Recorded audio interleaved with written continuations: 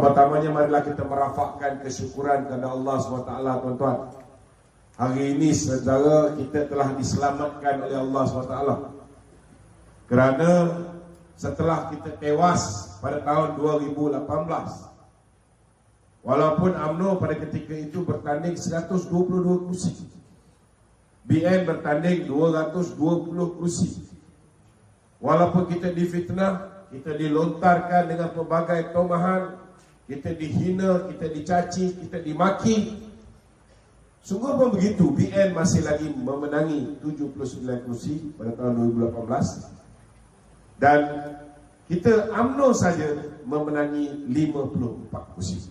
Masih lagi parti yang mempunyai kemenangan terbesar. 54 kursi ni saudara, saya nak beritahu, dari segi statistiknya kita menang lebih 48 kursi, 48%. Maknanya hampir separuh daripada kursi yang kita tandingi. Ada parti lain seperti PPBM yang tuan-tuan tahu ada ahli parlimen daripada tempat tuan-tuan sendiri, Bersih, menang atas tiket UMNO. Lepas tu dia lompat, dia pergi ke tiket PPBM. Dan dalam ucapan dia boleh kata UMNO tak relevan. Itu yang saya memang betul-betul berminat dan datang sini, saudara. Dia boleh kata UMNO tak relevan. Saya nak beritahu dengan tuan-tuan, PPBM bertanding 55 kursi. Dia menang hanya 13 kursi. Dia menang 13 kursi. Dan dia menang 13 kursi itu, satu meninggal dunia dekat Tanjung Piai. Kita letak calon di kawasan Melayu ni, kita letak calon MCA lawan di kawasan Melayu. Bukan setakat dia kalah dengan majoriti, tuan-tuan, lebih besar. 15,000 Wee Jack Seng menang. Betul tak betul, tuan-tuan? Saudara, macam-macam dia kata dengan parti kita. Dia kata parti kita dah tunggang langgang nak masuk longkang. Tetapi selepas dia kata parti kita dah tunggang langgang nak masuk longkang, akhirnya pada tahun 2020 dia menyedari bahawa untuk menang pilihan raya yang ke-15 dia perlu ada strategi untuk dapatkan kursi yang sebelum ini ditandingi oleh UMNO. Maka Mahathir telah menghantar Muhyiddin menyertai UMNO dan juga PAS untuk membentuk kerajaan secara bersama. Saya nak beritahu ini semua grand plan Mahathir. Walaupun hari ini Mahathir atas tiket GTA ataupun Pejuang, walaupun Muhyiddin atas tiket Perikatan Nasional, masih lagi bawa Panji-Panji Bersatu, sebenarnya mereka ni masih bersama, tuan-tuan. Saudara, perancangan mereka menghantar Muhyiddin masuk ke kamp kita dengan harapan apa? Dengan harapan supaya mereka boleh curi daripada kita kursi-kursi yang kita tandingi. Tahun 2018 kita bertanding 122 kursi. Kalau kita kerjasama dengan PAS, daripada 122 kursi ini, maka sekurang-kurangnya 26 kursi kita kena bagi kepada PAS. Tuan-tuan, berapa waktu tinggal? Tinggal 96 kursi. Kalau time Bersatu dulu belum kerajaan, dia bertanding 55 kursi, takkan kita nak bagi dia 20 kursi? Kita ambil 76. Betul tak? Mesti dia tak setuju. Busuk-busuk pun, tuan-tuan, kalau kita teruskan kerjasama dengan Muhyiddin, kita terpaksa bagi dia 46 kursi. Maknanya UMNO akhirnya akan bertanding hanya 50 kursi. Maknanya apa? Maknanya belum masuk pilihan raya, keputusan yang diperolehi oleh UMNO lebih buruk daripada pilihan raya umum yang ke-18 tahun 2018. Itu sebab saya antara orang yang menentang kerjasama dengan Mahathir berkawan, tetapi kerjasama dengan Mahathir tak berjaya kerana bila wakil rakyat kita nak pergi menyokong Mahathir, wakil rakyat daripada UMNO, wakil rakyat daripada PAS nak pergi menyokong Mahathir, kerana Mahathir memainkan sentimen. Kita nak buang DAP, kita nak buang DAP, kita tak nak lagi DAP, kita nak buat kerajaan Bumiputera. Maka UMNO dengan PAS percaya, dia pergi ke istana. Sampai istana, baru mereka tahu bahawa Mahathir nak buat unity government. Dalam tu ada PAS, dalam tu ada UMNO, dalam tu juga ada DAP. Tak jadi. Bila tak jadi tu tuan-tuan, barulah wujudnya apa yang dipanggil sebagai langkah Sheraton. Barulah adanya perancangan mengangkat Muhyiddin Yassin sebagai Perdana Menteri. Ini ramai orang tak tahu tuan-tuan. Sungguh pun begitu, walaupun tak kerjasama dengan Mahathir, baru kerjasama dengan Muhyiddin, anak didik Mahathir, kita dibuli, duit kita dirampas. Betul tak betul? 3 kali mahkamah arahkan pulang balik, tak dipulangkan. Saudara, bukan setakat tak dipulangkan, kita ditipu. Jawatan Timbalan Perdana Menteri patut bagi kat kita, dah lah kita ni ada 42 kursi.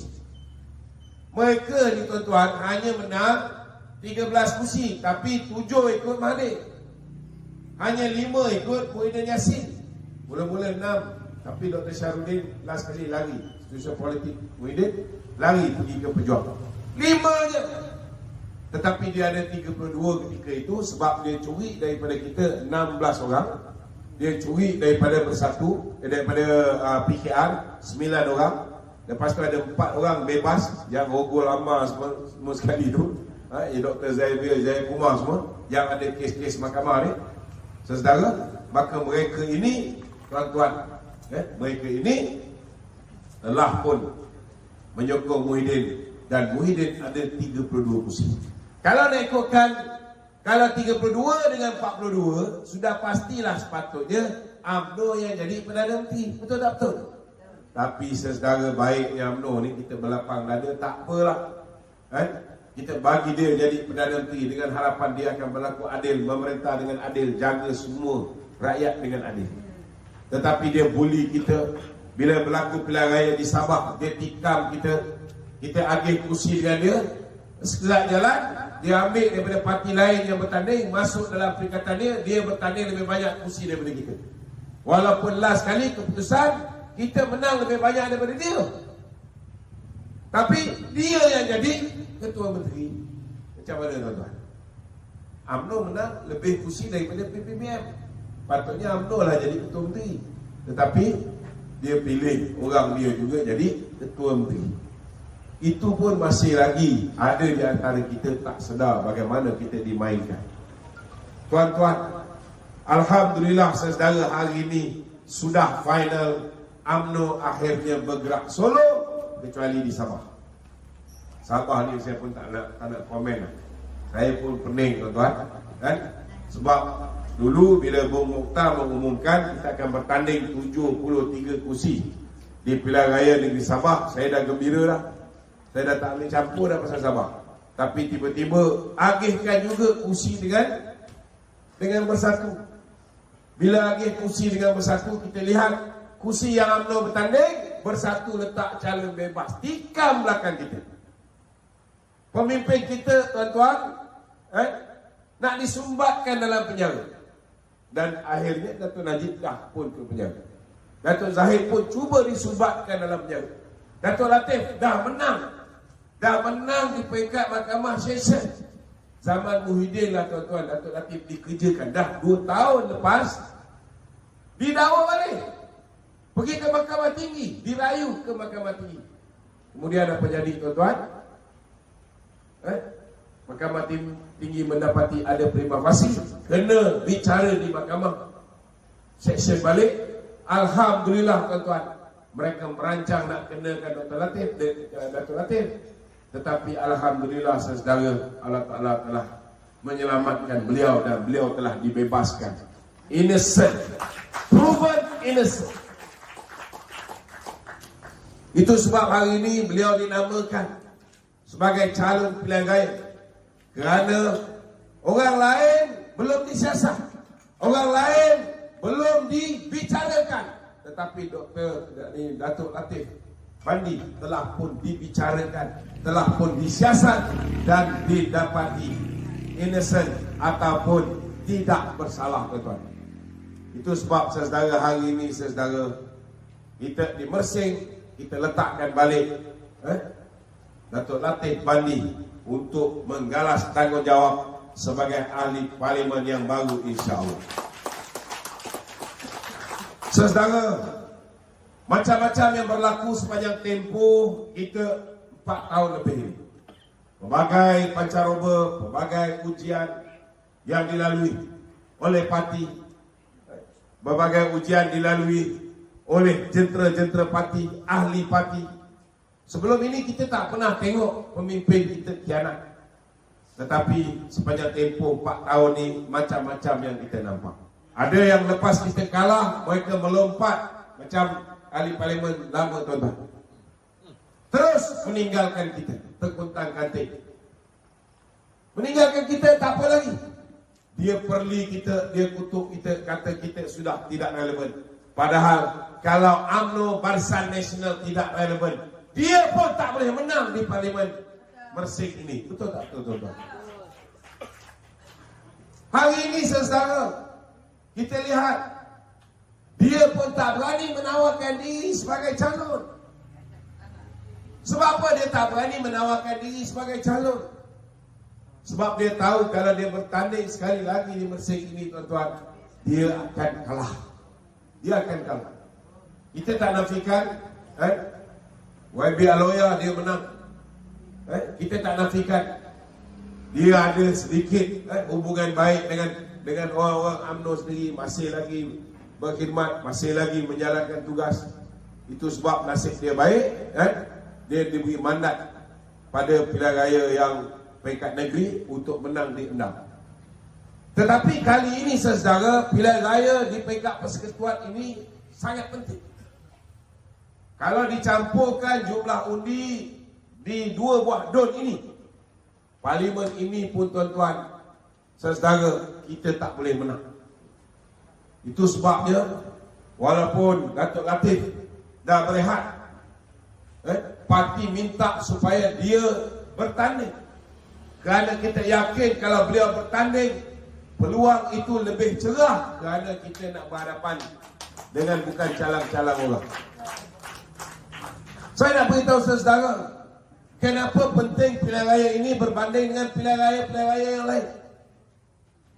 Kerana kehidupan rakyat Malaysia, tuan-tuan, habis tonggang langgang macam nak masuk longkang, seperti mana yang Muhyiddin Yassin sebut itu. Betul.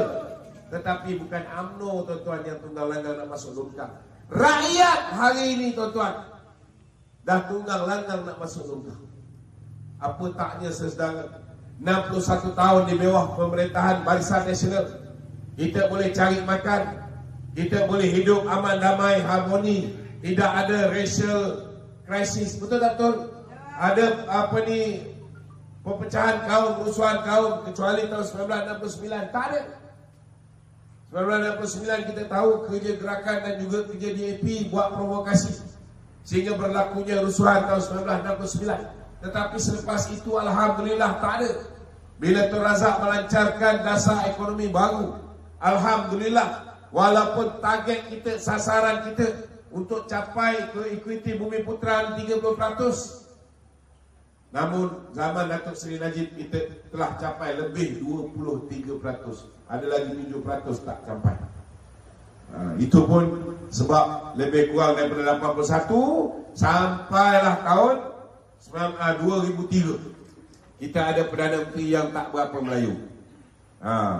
Itu sebab pada zaman Tun Mahathir, equity Bumiputera 18%. Bila dia pencen 2003, lebih kurang 18%, lebih sikit saja. Tak naik sampai 1% pun. Ini yang menyebabkan kita punya equity Bumiputera yang kita sasarkan 30% tidak tercapai. Tetapi saudara, saya nak beritahu, semenjak jatuhnya kerajaan Barisan Nasional tahun 2018, tak pernah, saudara, kedudukan agama Islam diperlekeh. Bila datangnya mereka, tuan-tuan, habis sampai ke tahap, saudara, harta tabung haji, harta umat Islam, Tak pernah sebelum ini kita ambil harta tabung haji, aset umat Islam, kita bagi dekat syarikat, Special Vehicle Company yang menjaganya, dan syarikat ini dijaga oleh kroni-kroni DAP, tuan-tuan. Amat menyedihkan. Ini belum lagi kita cerita kegagalan mereka untuk mentadbir ekonomi. Kita suruh cari pendapatan, dia tak tahu macam mana nak diversify our source of income, macam mana nak mempelbagaikan sumber pendapatan. Bagi dia, nak cari pendapatan ialah dengan menjual aset. Itu yang IHH dijual. Aset-aset yang penting dijual kepada Singapura. Saudara, banyak aset-aset kita telah dijual. Kalau kita nak tahu, IHH ini ialah satu service provider, penyedia perkhidmatan kesihatan nombor 2 terbaik di dunia. Siapa dia punya main shareholder? Kita, Khazanah Malaysia. Tapi malangnya, tuan-tuan, bagi Kak Lim Guan Eng jaga Kementerian Kewangan, apa jadi? Dijualnya saudara saham milik kerajaan Malaysia, milik Khazanah, diberikan kepada Mitsui. Akhirnya Jepun menguasai. Saudara, kita negara dah ada pendapatan cantik, pendapatan tetap tiap-tiap bulan lebih kurang 3.94 bilion tiap-tiap bulan. Hasil kutipan GST. Datang mereka, tuan-tuan, dia hapuskan GST. Sebenarnya GST ni yang patut takut ialah orang yang larikan diri daripada cukai. Rakyat biasa tak perlu takut, kerana dengan adanya GST, tuan-tuan, orang yang dulu berada di pasaran gelap, mereka keluar. Dulu ada 30% perniagaan di pasaran gelap, mereka keluar, mereka declare perniagaan mereka. Kalau dulu kita ada cukai bertindih, cukai berganda, bila laksana GST semua dah hancur, dah tak ada dah. Sepatutnya kalau diberi masa sikit lagi, harga barang akan stabil, maka tuan-tuan akan menikmati harga dengan lebih kompetitif.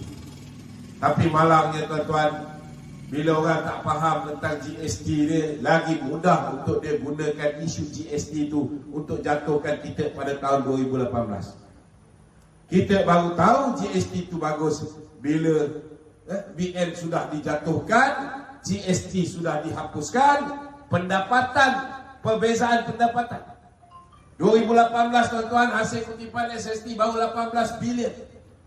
2017 hasil kutipan SST 18 bilion. Hasil kutipan GST 2017, tuan-tuan, 44.3 bilion.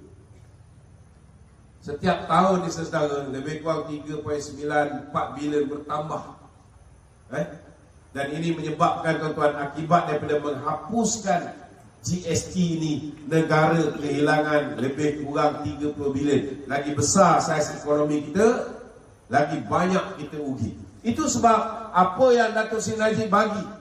Kita bagi bantuan awal persekolahan, ditarik balik. Tinggal sikit dia dapat. Kita bagi BRIM, kita dah bagi mula 500, 600 setengah. Lepas tu naik 900 setengah, naik 1200. Kalau menang 2018, naik 2000. Betul? Tapi malangnya ada orang nak lebih. Dia undi Pakatan Harapan. Last kali apa yang dapat? RM30. RM30. Ini semua orang dapat. Tuan-tuan, BRIM apa jadi? Ditukar nama basah. Mula-mula memang basah, tuan-tuan. Daripada 6.8 bilion peruntukan untuk BRIM, dinikmati oleh 7.1 juta keluarga. Dipotongnya tinggal 4.1 bilion. Lepas tu potong lagi. Bantuan untuk nelayan. Dulu nelayan kita jaga, kita bagi enjin motorboat. Program Satu Azam Mardi, kita bagi kapal ni, boat. Dulu subsidi petrol, diesel punya subsidi kita bagi. Pergi nelayan tangkap ikan, dapat ikan, tak nak bawa balik pun ada nelayan ni. Jual kat nelayan Thailand. Sebab sana mata wang baht masa tu baik. Maka Datuk Najib bagi pula subsidi mendaratkan ikan. Bagi subsidi lagi.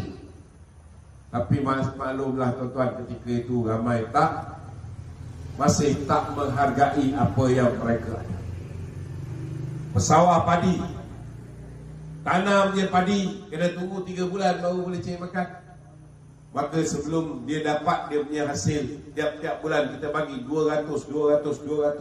Menoreh getah, bulan November macam ni musim hujan, nak menoreh macam mana? Kita bagi bantuan musim tengkujuh 200 sampai Januari. Macam-macam bantuan yang Datuk Seri Najib cuba untuk berikan kepada rakyat. Tetapi saudara, akibat daripada percaya dengan janji-janji, 60 janji Pakatan Harapan, Kerajaan Barisan Nasional telah ditolak pada tahun 2018.